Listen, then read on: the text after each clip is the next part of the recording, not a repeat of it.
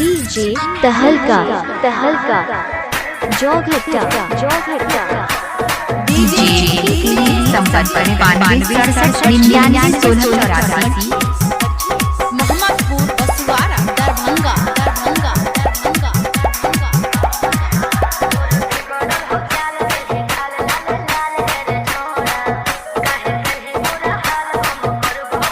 DJ तहलका जोघट्टा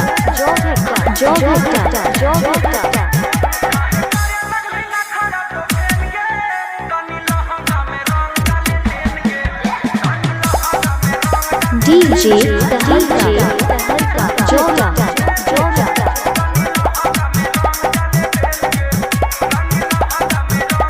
proprietor Naresh जी। कोई भी गाना डीजे मिक्सिंग करवाने के लिए संपर्क करें 1184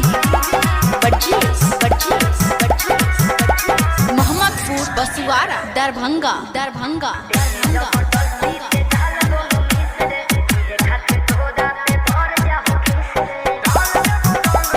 डीजे तहलका जोघट्टा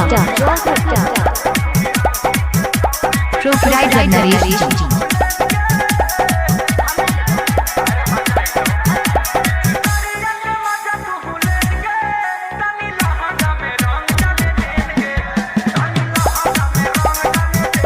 डीजे तहलका जोघट्टा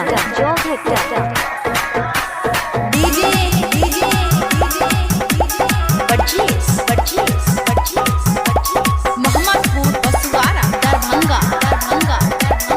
प्रोपराइटर नरेश जी।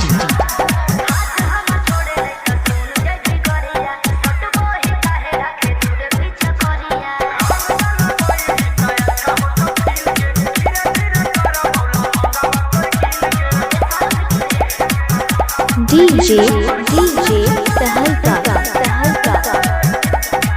जोघट्टा प्रोपराइटर नरेश जी। डीजे के लिए संपर्क करें 9267991684।